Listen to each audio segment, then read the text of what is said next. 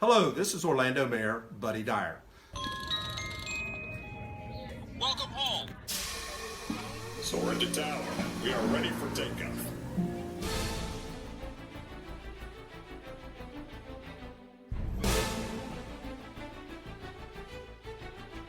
Por favor, manténganse alejado de las puertas.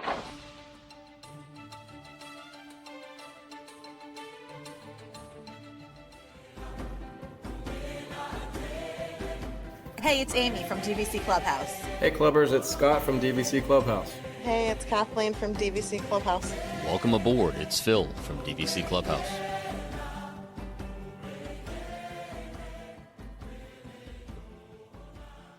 Kathleen, are we keeping you up? That was the biggest yawn I've ever seen. It's been a long week. That looked It's like only it hurt. Wednesday. So welcome back, everybody. This is Amy, and we're back with another episode of the Debrief podcast brought to you by DVC Clubhouse. I'm here with a very sleepy Kathleen and Phil, and I don't know how Scott's feeling, but I'm good. we've got a Compared to these tired guys. crew here. Between our weekend where we had several late nights and then coming back to real life and having to work for a living, sadly. Yeah, unfortunately. Yeah, it was a long weekend. It was just a non-stop weekend and then going back to work. Listen, I'm almost 45 years old, and my bedtime, I'm not ashamed to admit, sometimes it is 8:30, No, it's not. 9 o'clock. And there were nights that we were up until 1 o'clock? 1 or 2. It was late. Hey, but before we go too far, I just have one thing to say. Welcome aboard, guys. Oh, you're so tired you forgot to tell everybody hello. Hey, guys. Hi, guys. Yeah, I'm with you, Phil. Adulting is not fun unless it's Disney adulting. And we did a lot of Disney adulting this past weekend, which was very fun. And it was everything I hoped and prayed that it would be. The kids said, "What are you guys doing?" And Em said, "We are literally walking around drinking coffee, and it is everything I hoped it would be." Yeah, so you Yeah. and Emily got there on Thursday. So you were there a day before the rest of us. Well, to And be how was fair, that? Scott and Kathleen were already there, but they kind of live there. But on Disney property, yes, we were a day early. They were at work, so that doesn't quite count. I tried to draw them down. I was doing my very best. We offered to buy apps. We offered to buy drinks. I was doing everything in my power to get them to come to Disney Springs that night, and they rejected me. I couldn't. I had to get Parker stuff ready. I had to pack. I had to get stuff. I still had to do some work. It was just the traffic was crazy. I had to wash my hair. I had to wash the cat. That's not excuses. No, I I wanted to come. Just had to tie up loose ends. So, Phil, you have said on past podcasts that when you're there with the family, staying at Saratoga Springs isn't great, but you were looking forward to staying at Saratoga Springs, you and just just the two of you, you and Emily, because the kids were at home and you intended to go to Disney Springs. So, how was that for you? So to be perfectly fair, we have never stayed at Saratoga Springs before. I had always said that it wasn't the top of my list with the kids, just because it is a little further away from everything else. We loved it. From the second we got on property, we absolutely loved it. The only downside was the first thing I saw coming on property towards Saratoga was Old Key West. That kind of turned me off a little bit. I really didn't need to see more Old Key West, but we went by it really fast and we got to Saratoga. The really cool thing was we got to Saratoga, and who walks in front of me but my buddy Matt Parrish from Wedway Radio in the 3028. I'm like, holy crap, Matt's here. And then it turns out Joe Quattrochi, Saratoga Joe, is there. It was like a podcaster reunion at Saratoga Springs this weekend. Isn't it so crazy when you go to Disney and you see somebody that you know who you didn't know you were going to see? It just feels so wild. Like, it's such a big place. And to cross paths with somebody that you know unexpectedly feels like crazy. Of all places, just getting in the golf cart at Saratoga to go to our room, and Matt just walks right in front of my golf cart with his wife and kids, and we're pulling away. So very quickly, I'm like, I think that was Matt. And my wife's like, what are you talking about? I think that was Matt. So I'd message Matt real quick and he's yelling, come back, come back. So we just dropped our bags really quick and then came back and saw Matt. But no, we love the property. I think, number one, I just want to point out by far, because this is very important to me when we plan our conferences for our trade association, they plan them around the hotel gym for me. Best resort gym that I have ever seen on property, hands down, no question, 100%. If you are one of those people like me who likes to work out on vacation, that is your resort. 114%. I knew you were going to like that It's one. a nice gym. I told Emily when you went in there that you were going to love that. That's right inside where the spa used to be. Hmm. Yep, right inside Senses up the stairs. They had free weights and dumbbells up to 75. They had a Nautilus machine for absolutely everything. They had a lat pull down. They had a bench cable. They had 2 crossover cables. There were 3 benches. There was a rowing machine. It was incredible. It was a real actual gym. That just capped off the whole weekend for me and my love of Saratoga. What I said to her was I would happily go back there again, just she and I. I don't know that I would go back with the kids. I wouldn't say no, but I still don't think it's going to be the top of my list for the kids just because of how spread out it is in getting to the pools and the different buildings. There's a lot of bus stops. But as a couple who just wanted to kick back and relax for the weekend, we did not go park heavy. We went into the parks, but it really wasn't to go nuts with attractions. It was just to have something relaxing to do. Walk around, see the sights, drink coffee. The resort itself is absolutely gorgeous. The grounds are gorgeous. The buildings are gorgeous. We stayed in a studio the first night in Congress Park. When I say we were 150 yards from paddlefish, if you looked out our window on the ground floor, it was 150 yards directly across. It was maybe 75, 100 yards to the walkway to go into the marketplace. It was fantastic. The staff were amazing. We had the same Bell Services guy like 3 times. He remembered who we were. He remembered our names. He was giving us golf cart rides. Yes, Scott, I said golf cart rides. I won't say I'm in love with the resort, but I really, really like it. I think it's absolutely a hidden gem. I always used to scoff at that and just kind of didn't dislike it, didn't love it. For an adult's trip, I'd go back again in a heartbeat. You sound like me because when we stayed there, I felt the same way. Low expectations. Never thought it would be, something that I would want to go back and do. But after we stayed there, it definitely moved up the list. And I think the knock that it gets is the dining. But when you're in a room like what you had over at Congress Park, you're literally closer to walking to the restaurants at Disney Springs than you are to the main building. Let me At stop you there for Saratoga. 1 second. We had the hot Italian panini at Oh, Artist yes. Palette. Yes. One of the best quick service sandwiches I have ever had on Disney property. I ate that, looked at everything inside, and said to Em, "You're buying me a panini press for Christmas," because it was that good. That is definitely the exception. That quick service they I have. love Artist Palette. And I'll even throw out the salad that we had. They have an artist point salad with a lemon vinaigrette. Amy, I know you got, what was it that you got? So It was like a chicken and rice bowl. Yeah. It was and really you liked good. it. But Yeah. that quick service is, you talk about hidden gems, really good. But what I'm talking about is more like the Turf Club, like the actual, not much of a lounge, not much of a sit down restaurant.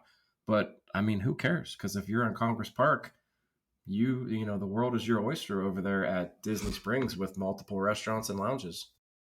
We walked over that night and we had planned on just doing kind of progressive dining. We were keeping you guys updated the whole time. I know Emily was texting you guys. We really wanted to get over to Summer House, but that's a whole other story. They had half of it shut down, so the one bar that was open was really not possible. But we started a night at Chef Art Smith's. That fried chicken and donuts is amazing. It's a very simple meal, but goodness, was it good. It was fantastic. And to cap it all off, we're sitting there and I see this guy in his chef pants and what looked like a pair of slippers almost, hanging out by the bar, handing the takeout orders to people and helping to seat people and chatting with everyone. And then he comes over to our table and he says, "Hey, how's everyone doing? How's the meal? Are you enjoying it?" And as he walks away, I said to Em, I think that's Art. So sure enough, we pull up a picture and it was Art Smith out handing takeout bags to people and checking with all the customers and the guests and checking on their food and chatting with them. We ended up getting a picture with him on the way out the door. We went elsewhere that night. But yeah, we worked our way through Disney Springs. Em had a couple of drinks. We had good food. It was not that busy. And again, totally different experience without kids. The kids Mhm. would have lost their minds walking around Disney Springs that night. No Lego store, no World of Disney. But we just walked around, enjoyed ourselves, saw Eddie Maserati. So it had to be a Disney Springs trip. Right. When you're so close, the ability to walk back after that is so I love that. It just kind of feels like you're in, like, your local neighborhood. Like, you've walked from your neighborhood where you live to, like, the area where the restaurants are and stuff. Like, you've walked into, like, the center of town or something, and it's so fun. And there's with the live entertainment all over, there's always something to watch, always something to stop and see.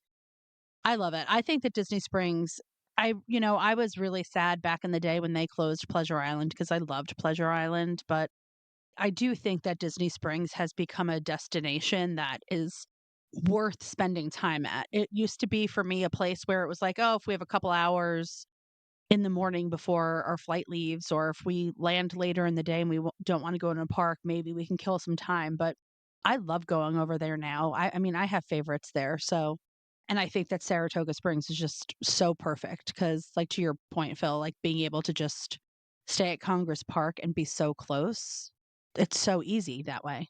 Well, Disney Springs is I call it the adult Magic Kingdom. As much as people love to stay at Bay Lake when they have kids and they can just walk over to Magic Kingdom, the same is true when it's just an adults only trip and you can just waltz right on over to Disney Springs. Every single time we go there, I discover something new that I love about Disney Springs. Whether it's a new shopping area, something new to eat, or a new drink, it's just every single time you go there, there's always something new to discover. Yeah, it was everything that I hoped it would be. And I'm saying that absolutely honestly and sincerely. It was fantastic to be over there. We could not have been happier that night. And the rooms really are quite nice. Even that They studio are. it was very nice. They're very functional. Yes, that was the word that I used. I mean, I Mhm. love the refurb, the updates that they did, but that was the first word that I used. It was just a very well thought out room, and it was very functional. Yeah, but it was a classy functional. I hear functional, I think Homewood or Embassy Suites. They were very classy, very wide open. The bed was nice, but you're right, they're functional. The USB ports were in the right places. The dresser was in the right place. The bathroom was set up nicely. It's just a really nice room. I was impressed. Well, and some people think it's a drawback that their studios only sleep four. But what you do get in exchange for that is an actual dresser so that you can unpack and live out of drawers that are, yeah, functional. That you can actually fit your entire suitcase worth of stuff into one or two drawers versus some of these places that either don't have a dresser at all or just have like these tiny skinny little drawers that you're trying to shove stuff into. So it definitely gives you, a place where you can unpack and feel settled, and it's pretty, and the grounds are so nice. So, yeah, I'm a big fan, and I had, up until this weekend, I think I've stayed at every unit other than a Grand Villa and then a Treehouse Villa, but I got to check that off the list this weekend by staying at the Treehouse Villas, which is a part of Saratoga Springs, but a completely different experience than staying in the main part of Saratoga Springs. What did you guys think about the Treehouse Villas? Is it really part of Saratoga Springs? Because you've got to take a whole separate bus to get out there. I mean, according to Disney, it is. According to Disney, it is. That's about as close as I'm gonna get to Fort Wilderness, and it was everything I would think that Fort Wilderness would be if you just add a dash of class.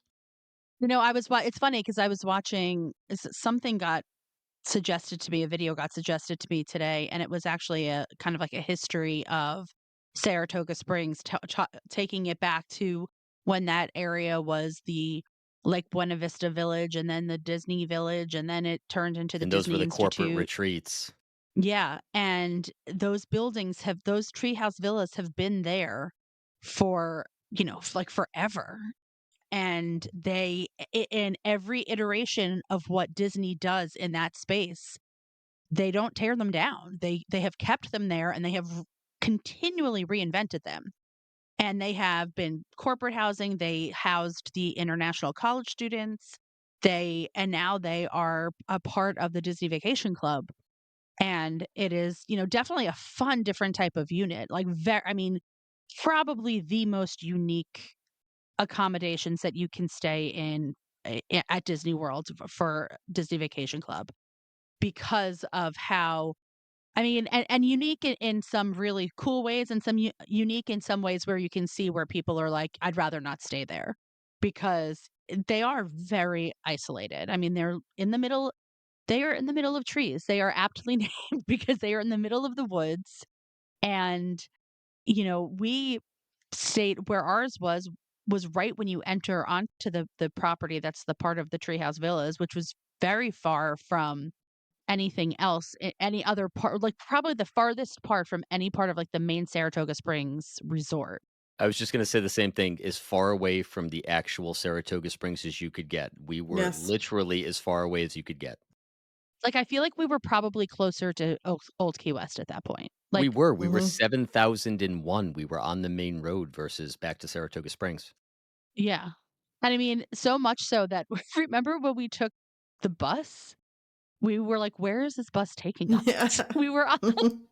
when we took it to go to the main part of the resort, it felt like we were going like we were on the bus for half an hour. I mean, we weren't, but we were like, where is this taking us? Are we going to the right Going back, I place? was like, are we going to the Gaylord Palms? Where is Yeah. this bus going?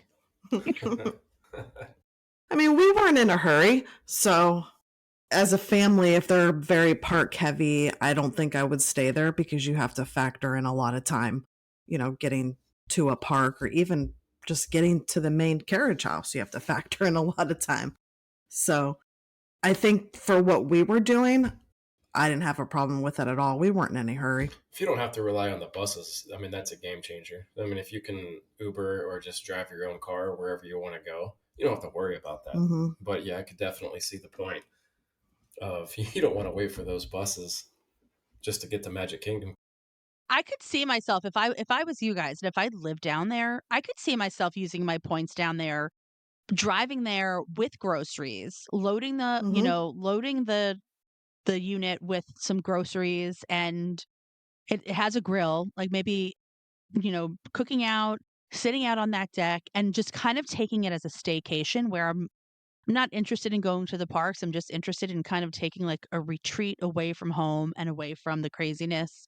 And even though we were kind of far from everything, it was only a 5-minute walk down the road to get onto the boat to go to Disney Springs. Hmm. So we still had that ease of access.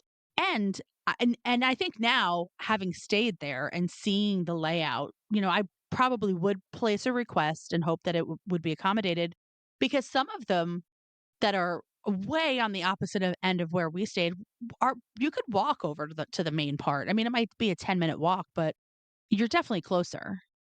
I think that I also think that if you had one that overlooked the Sasagula, that would be that would be great too.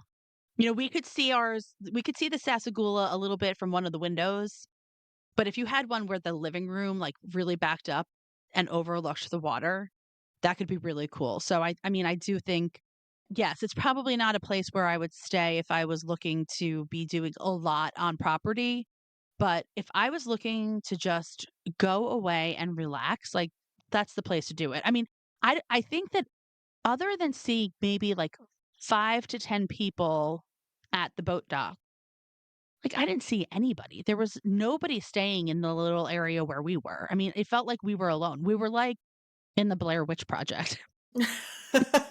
Well, that took a turn. Yep.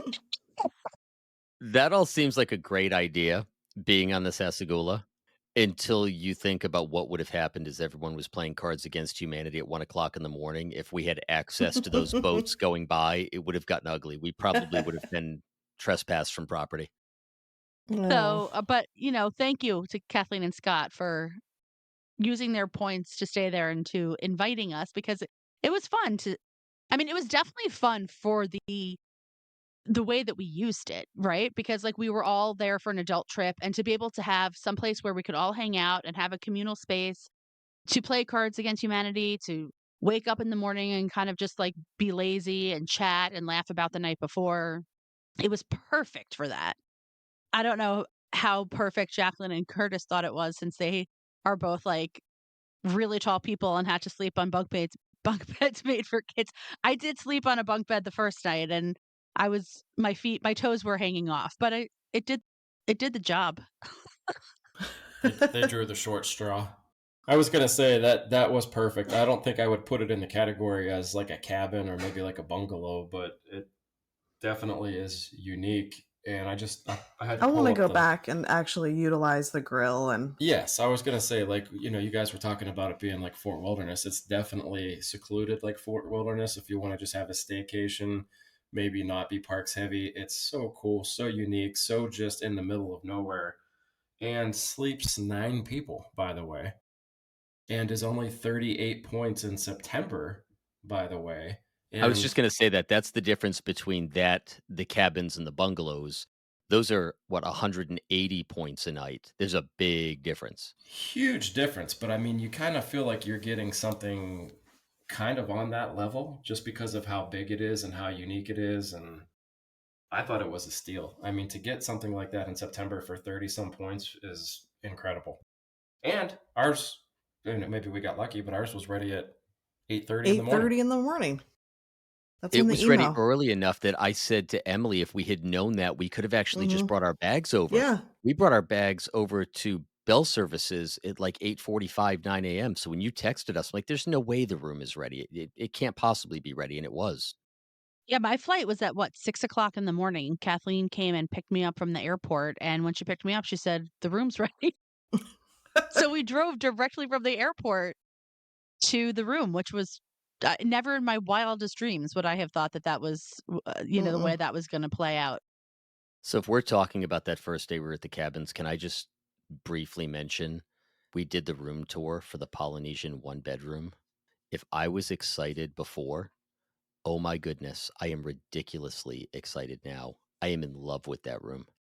The one bedrooms are awesome. Hmm.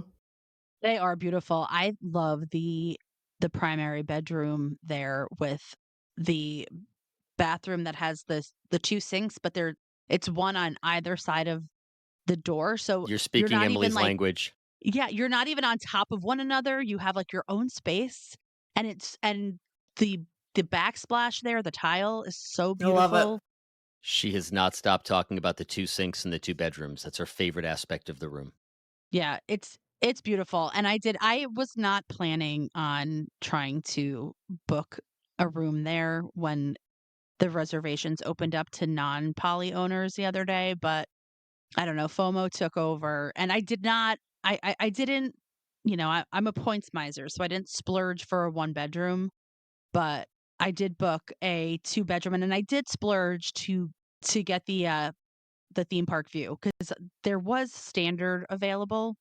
But I was like, if I'm gonna do this thing, I have to see the fireworks. So for 2 nights in January, I'm staying in a studio with a theme park view. And I can't wait. And I'm bringing my daughter Allie, who has not been to Disney now. It will have been like over, I don't know, like 2 years since she's been there. And she loves the Polynesian. So I'm so excited for her to see it and to experience that with her. The only knock I will give that room, and we said that it's such a bonus of the Saratoga studio, there's plenty of storage in the main bedroom of the one bedroom. But for anybody staying on the other side, there's not a lot of storage. So we're going to have to get a little creative. There's plenty inside the main bedroom to store everyone's things. But depending on how you vacation and who you vacation with us, it won't be a big deal with the kids. We've got solutions. But if you had a bunch of adults, that might get a little difficult. That's the only single knock I can give that room. Yeah, I've noticed that a trend that Disney has been following is that they've been doing these like armoire type of like clothes storage. There's like so much more like armoire than there is dresser, and they're just not as functional. I mean, who's hanging their clothes when they go to Disney? Everyone's bringing shorts and t-shirts and socks and underwear. Like that's it. Like I'm not hanging my t-shirts up.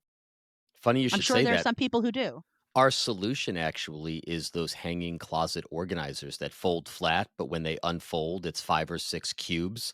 And we've had to resort to that for the kids' clothing because that's the only way to do it in those rooms that only have the big closets or armoires. Yeah, that's a great idea because I mean, who's hanging their Spirit jerseys, really? Well, especially not yours. It'll stretch out. That Spirit jersey. So we're on the first night. Are we going to talk about the big event of that night? We went to Riverside because Scott was desperate to see Yeehaw Bob, and we got there nice and early to secure our table. Everyone met us there. We were singing whatever that song Scott loves is as we were going through the lobby, and we get there and we get the perfect table in the Roost. I mean, the perfect table seats all of us. Jacqueline and Curtis come in, and then there he is. He struts into the room. 10-second Tom. Bob's replacement.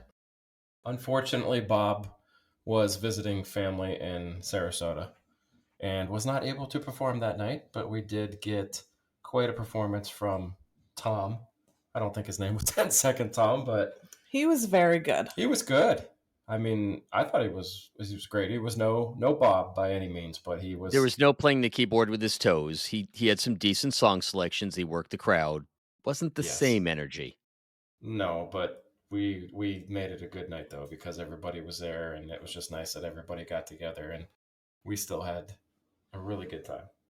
Well, and Phil, when you say we got there nice and early, I mean we got there over 2 hours before he was going to start Oh, playing. we were prepared for Bob. We were pre-gaming hard.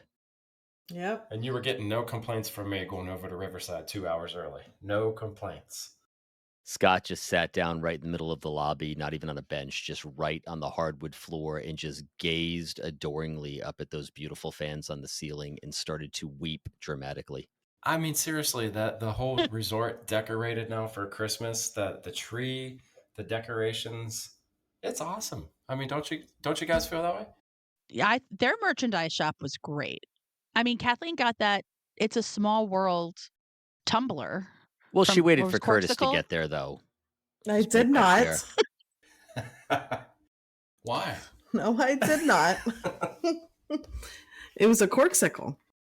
Yeah, you got that Corksicle, and it was you didn't see it anywhere else, right? Other than what, Polynesian? Paulie had it, yeah. Polly had it. Yep. That's the only place. I would like Yeah, to say so that I pointed that out too. Hmm. When everybody left, I happened to turn around and I saw bright pink lettering that said Aloha.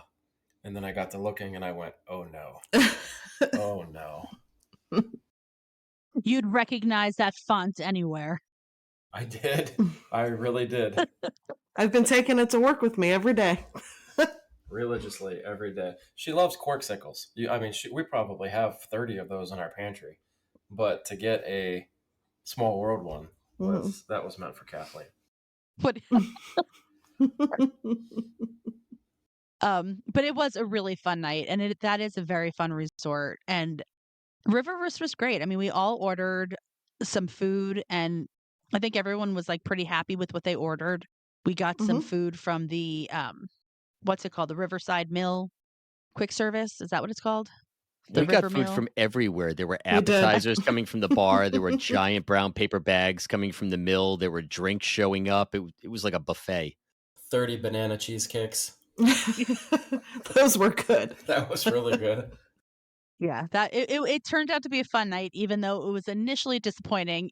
Remember, Kathleen, Emily, and I came back from the food court, and the two of you had gotten the table, and we sat down, and you said, "Do you want the good news or the bad news?" I thought they were joking. Yeah, We don't joke. We don't joke about stuff like We are that. Oh. very serious.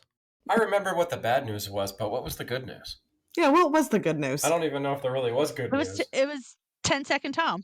No, that was the bad news. The good news was you get to hang out with Scott and I that night. That's right.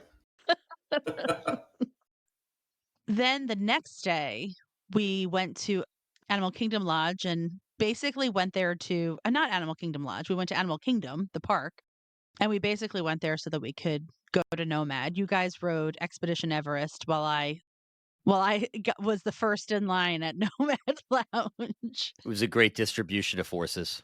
Yes. And I was happy to do it. I'd much rather be standing in line at Nomad Lounge than riding Expedition Everest. Well, and it's a good thing you did. By the time we got over there were already a bunch of people behind you. Yeah. That was But expected. we were the first ones there, and we got our outdoor table.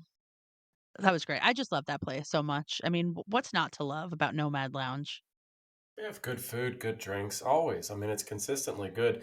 And you got a new drink, didn't you? The The Christmas drink. s'mores martini. S'mores martini, It's that's very right. good. So a nice little holiday special drink that they have. But all the food that they have, the churros, what did you get, Phil? You got the poke bowl? I was just going to say 4 words: tuna poke and chicken wings.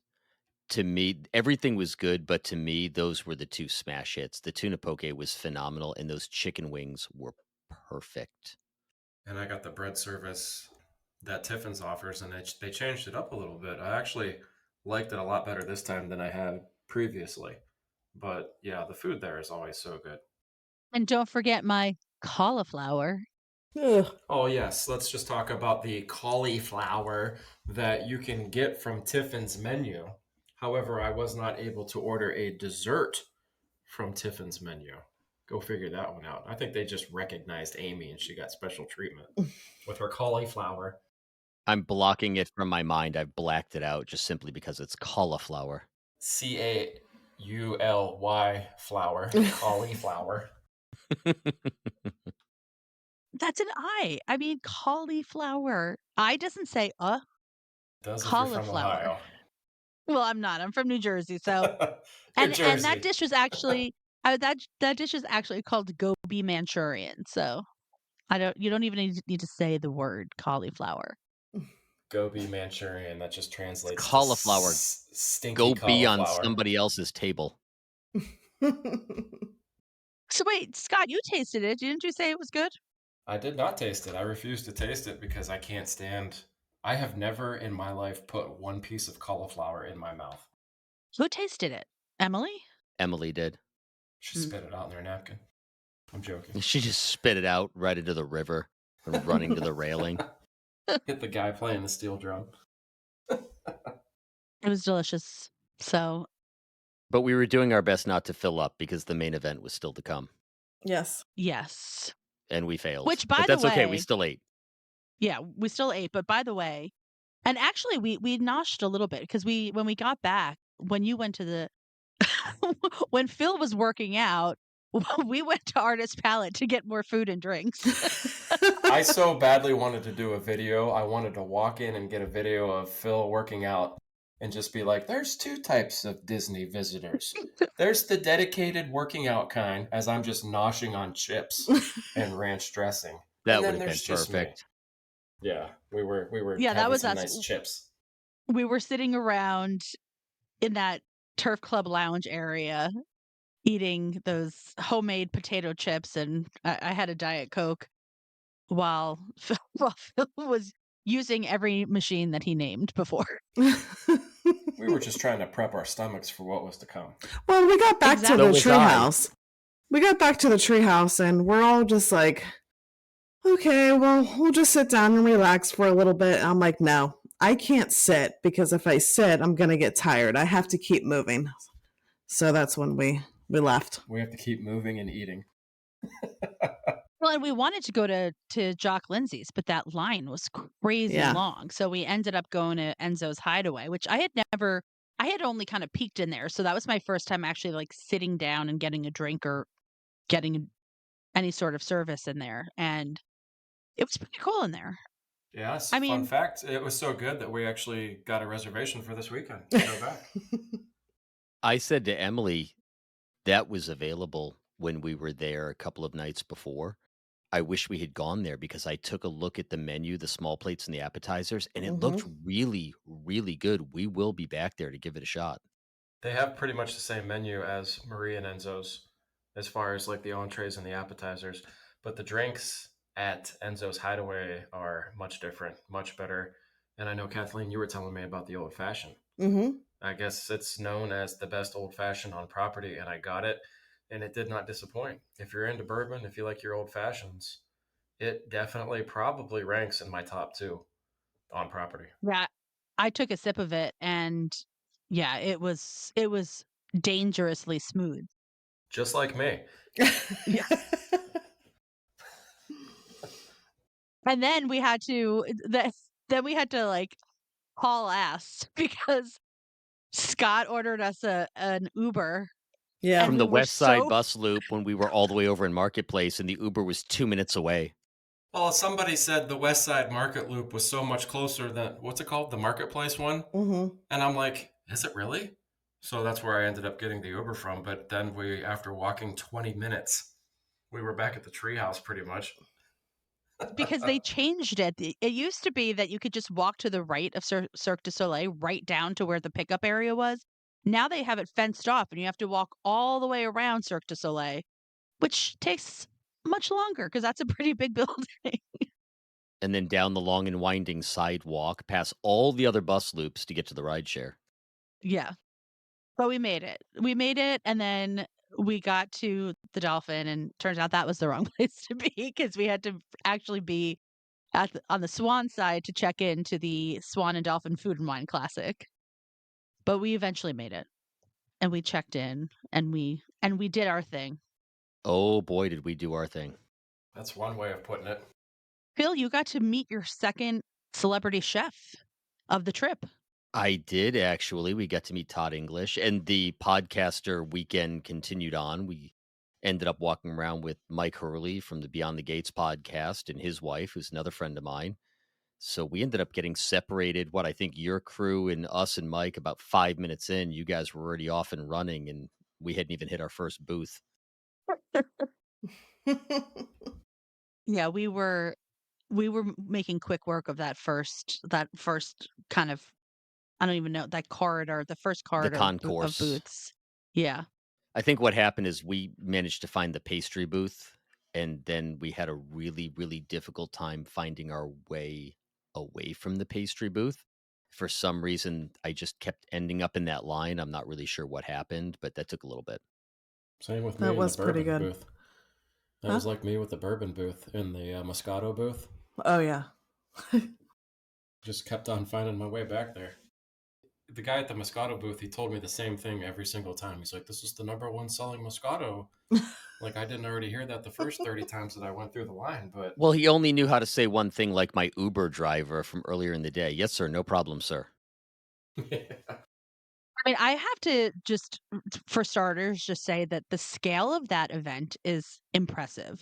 I mean, I had no idea. I had never seen it before. I'd heard about it, but I had never seen it. So I had no idea how massive this thing was going to be. I mean, when you think about the Food and Wine Festival at Epcot, I mean, this thing just dwarfs that. You know, Food and Wine Festival, you get like what, 30 booths? This thing had 80 booths of just alcohol. And then add on top of that all of the food booths. It was like it basically covered every outdoor space at the Swan and Dolphin. And then some. Every time you'd go around a corner, you'd think you were done, and then you'd go down the beach, and there was a whole other section, and you'd come around the pool at the Dolphin, and there was another section. Mm-hmm. It turns out, I was talking to Mike and Kristen, there was a whole Chinatown section up by Swan that we never saw. Oh. Oh, was that up like towards? Was that up towards closer to the boardwalk? Yes, exactly. Where we actually checked in and went to that first brisket booth. It was on the other corner there. We never even made it there. So there was a whole section we didn't see. Oh, wow. And we I were saw- overwhelmed. I saw that over there.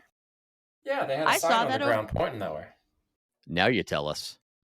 Well, I assumed that it was a private event because it was so tucked away.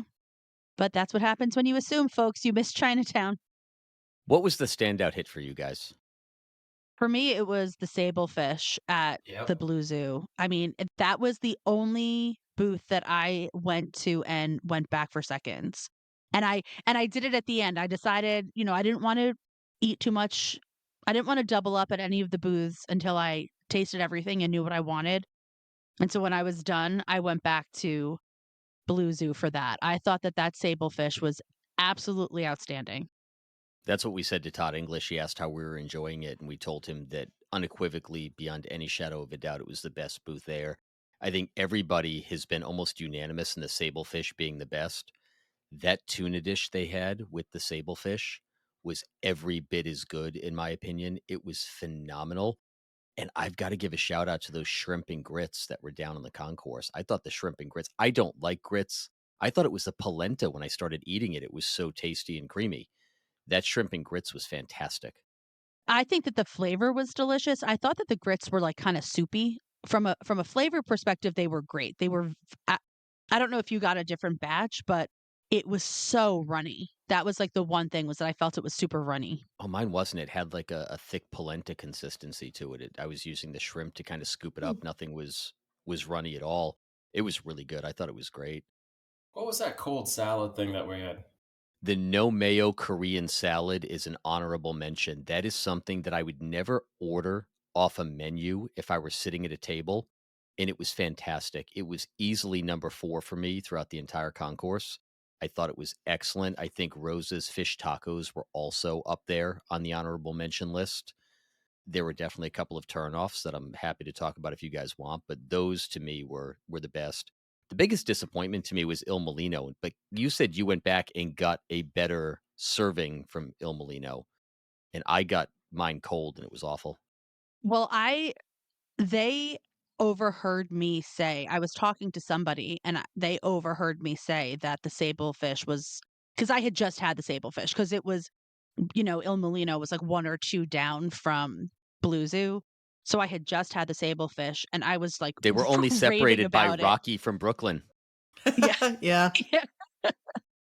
So I was like raving about how good the sable fish was, and the Il Molino people definitely felt competitive. So they like actually gave me one. They like kind of like plated it for me because they wanted me to say that theirs was better. And what they gave me was very good, but it was not the sable fish. And I also agree with you on that the Korean salad. It was I mean, that's something that's, like, right up my alley, and it hit the spot. That did not disappoint. It was absolutely delicious and was also one of my favorites. It's the incredible thing about this event. There are so many things that I tried that I loved that I would never, ever order if I walked into a restaurant because they'd fall so far down the list. But having tried them, I would immediately go back there and get them again. I really enjoy and it might be something that I don't know that Disney would ever do this, but the notion of just paying one flat fee and then just being able to go up and grab whatever you wanted was that to me, that was great, and I wish Disney, like, it would do some, like, after hours events with the Food and Wine Festival where you can do that. You pay a flat fee, and then you can just go around tasting whatever you want without needing to because, like, I think you're right. There are things that I would not have taken if I was, like, paying for them individually, but the fact that I had paid for it, I was like, "I paid for it, I might as well taste it. If I hate it, I can throw it out." And so I was taking stuff, I think pretty much I think the last thing that I ate was Shula's because that was, like, right before we got onto the beach. Yeah. Well, and, the last thing that I ate that wasn't a repeat because then I went back to Blue Zoo, and I had to after that Shula's experience because that was We not a had positive Shula's and then experience. we went to Yeah. the Florida area and I got the scallops. And I Oh took no. one bite of the scallops and went, "This is a bad idea." They were cold, so I ended up Yes. having to go get some buffalo wings to wash the taste of Shula's and scallops out of my mouth. I made the mistake of taking because it looked like it was a small enough plate that I could just take the whole piece of meat off of the plate and put it in my mouth. And I put it in and I was like, "Oh my gosh, am I ever gonna be done chewing?" I just felt like I was chewing and somebody was like, "Just spit it out into the bushes." And I was like, I couldn't bring myself to do it, but I also was like, I'm gonna be chewing this piece of meat for the rest of my life. So I was on Mike's podcast earlier this week and we were talking about it because we did a review with him and Kristen. And I said the problem with Shula's, it's typical Shula's. There was so much promise there, but it was so overcooked it almost tasted like a brisket for goodness sake. Well, and the brisket I thought was terrible. It was so dry. That first thing that we ate, it was like the driest brisket on this dense, dry piece of bread. I was like, I got a little nervous because since it was the first thing we ate, I was like, if this is going to be the rest of the food, this is going to be a long night, a long, sad night. I will say, and you had mentioned it before, those were the exception. So my whole family was in the food service business for a couple of generations. I grew up in restaurants. I appreciate how difficult it is to put out a quality product to that level, that many small plates, and make it good. So with the concept of Disney doing an after hours to make it one price, the quality of the food at this event, the typical quality, aside from the ones that we've just panned, was so far above and beyond anything I have gotten at Food and Wine that there's just no comparison. If I had the opportunity to pay a single price at Epcot for Food and Wine food, it would have to be a third of the price of what I paid here just because the quality was overwhelmingly amazing in almost every single booth. And if you got that fish at 5:30, if you got your first fish at 5:30 and then went back at 8:30 and 9 o'clock and got the fish again, it was still the same great quality that it was Well, when because those booths, and for anybody listening, the majority of those booths were booths that were restaurants that are in the hotels, the Swan and the Dolphin.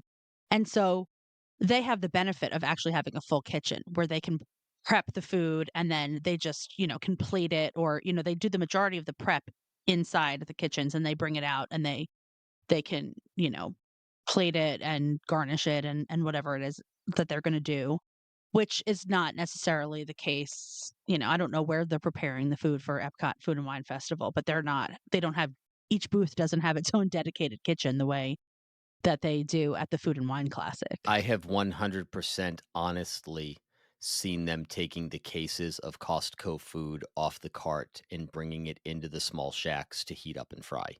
That's my biggest problem with Food and Wine right now is it's mass-produced frozen food that they're just reheating, and that was not the case here. It was all well-prepared food. Right. And I think that how good the sablefish was just speaks to that, because that is not something that you can mass produce, keep under a heat lamp, and have it be as good as it was. I mean, they were churning out fresh fish all night long that tasted like you sat down at a table at a restaurant and ordered a fish that they brought to you, just like just as if you were sitting down and ordering it versus just grabbing it off of a booth. It was that good. And also, I will say too, Beluso used to be one of my favorite restaurants.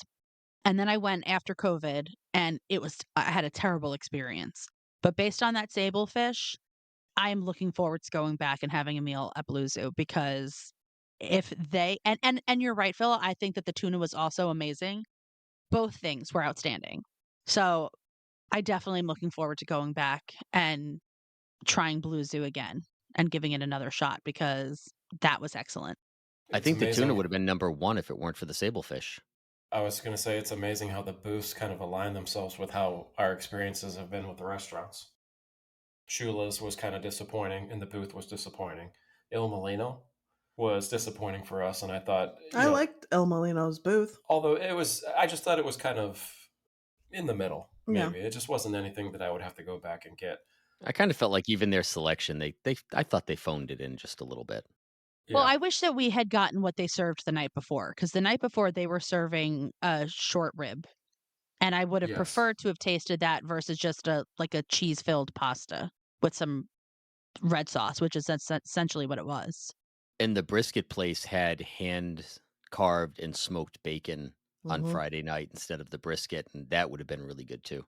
Yeah. The other thing I want to point out is the service there, all of the Swan and Dolphin employees, the cleanliness of the entire festival. They were bussing tables the entire time. They were offering to take plates from you the entire time. Everyone that came up to a table asked how we were enjoying our night, how we liked the food, what was our favorite. The service was also out of this world. Yeah, I was gonna say there was never a time where I had a dirty plate in my hand for an extended period of time, because if there wasn't a garbage can right there, there was somebody there to take it from me. And also, something else, I mean, Fiji sponsored this event, and the fact that they had those water coolers, like there are Mhm. plenty of them all over with Fiji water. I mean, that in of itself, I probably got my money's worth, because Fiji water is not cheap, It's especially expensive. at Disney. And it was great because you could stay hydrated in between eating all this food and, tasting all this wine. It was nice to be able to to then And grab you had a an ice proper cold water. you had a proper wine glass the whole night too. And those of us that don't drink actually had something to drink with the Fiji stations. Yeah. Yeah, so when you registered and when you showed up for this event, they would give you your bracelet, and then they gave you a plastic wine glass that was what you were going to be using to walk around, and they would fill, like just a mouthful of wine or beer or whatever it was. But they also had a place where you could upgrade your wine glass. It was still plastic, but it was just a larger one. And as many people know, I like a proper wine glass, and I like it to be bigger so that you can swirl, because the glass they gave you was not, you couldn't swirl. If you were to swirl, it would go flying out and get on somebody. So I needed to be able to swirl. And for $15, you could upgrade it, and that the proceeds went to the Wounded Warrior Project. So I was like, you know what? So this is a win-win situation, guys. It's a $15 swirl. $15 to swirl my wine. And it was great. And so, and in terms of, like I said, there was 85 different booths that had some sort of alcohol. I think the majority of them were wine. And they ran kind of like the gamut of like good to mid to like not great wine. But every single table had one of those buckets there with a pitcher of water. So if you wanted to spit your wine out or dump it out of your glass, you could. You were the one they called in security for spitting the wine back into the bucket. She thought it was a spit bucket.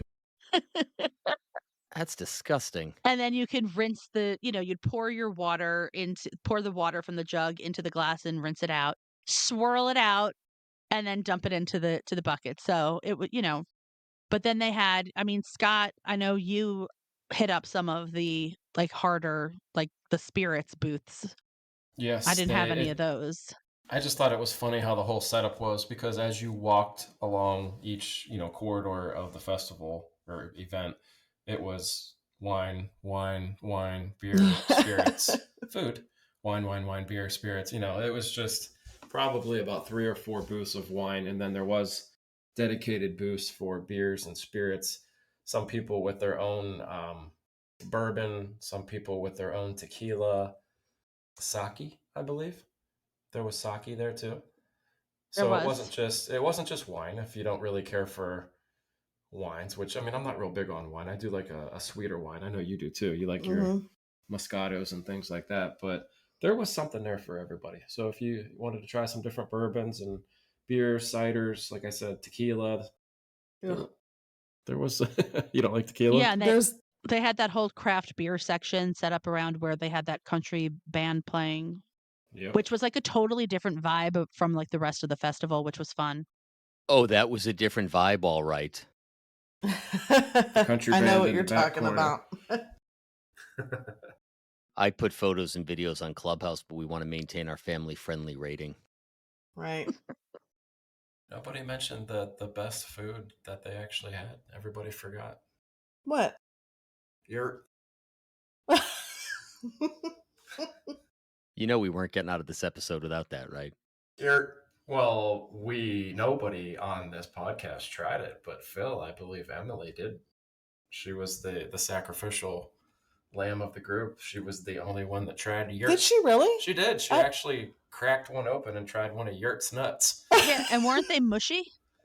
Oh, there was, ugh. Yeah, they were, yeah. I just asked her, she's right beside me here, and the face she made tells the whole story. She didn't like Yurt's nuts? She was not a fan.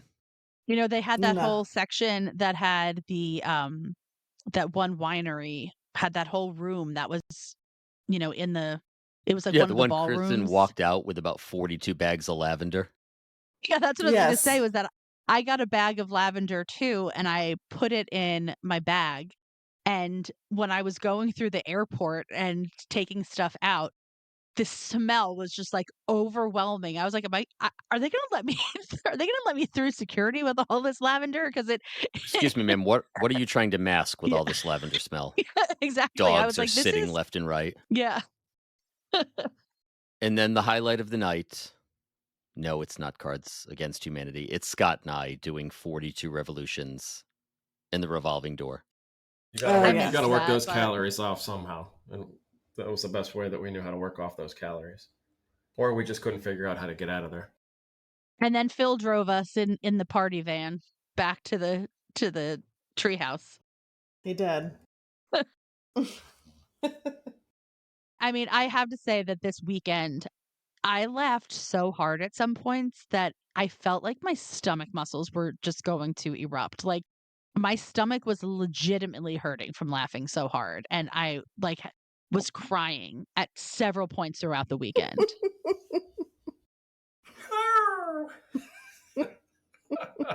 Might have had something to do with Cards Against Humanity and Greta. I love that game. Oh my gosh! And Curtis reading his His cards, voice like the entire time.